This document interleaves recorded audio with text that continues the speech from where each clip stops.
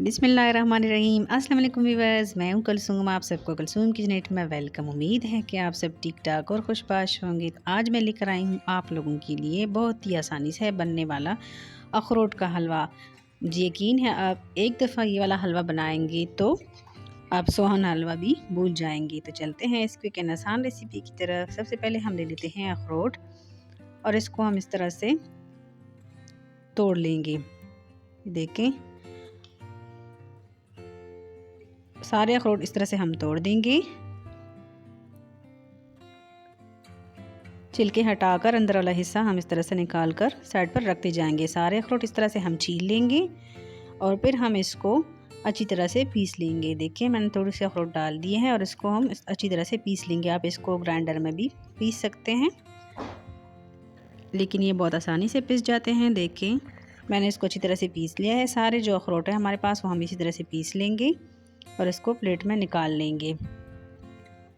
और अब हम चलते हैं दूसरी स्टेप की तरफ। सबसे पहले हम ले लेते हैं फ्राई पैन और इसमें हम डाल देते हैं 2 टेबल स्पून घी। आप देसी घी का भी इस्तेमाल कर सकते हैं, बहुत ही मज़े का ये हलवा बनेगा देसी घी में। इसमें हम जो हमारे पास अखरोट है तकरीबन 1.25 कप ये हम डाल देंगे और मिक्स करते हुए हम इसको बिल्कुल लो फ्लेम पर 10 मिनट तक भूनेंगे। ये देखें, 10 मिनट इसके हो चुके हैं और अब हम इसमें शामिल कर देते हैं तकरीबन 2 कप दूध आप कोई से भी शामिल कर सकते हैं और लो फ्लेम पर हम इसको मिक्स करते हुए कुक करेंगे। और 2 से 3 मिनट बाद हम इसमें शामिल कर देते हैं 1/2 कप चीनी।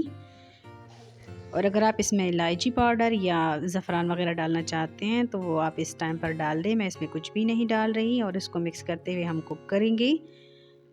और हम इसमें डाल देते हैं 1 चुटकी टाटरी और हम इसको कुक करेंगे तकरीबन 2 से 3 मिनट मज़ीद। और तब तक हम इसको कुक करेंगे जब तक कि ये घी ना छोड़ दें। मुझे घी थोड़ा सा कम लगा, 1 टेबलस्पून मैंने इसमें और ऐड कर दिया घी और इसको मिक्स करेंगे हम। ये देखें, ये बस तकरीबन कुक होने वाला है।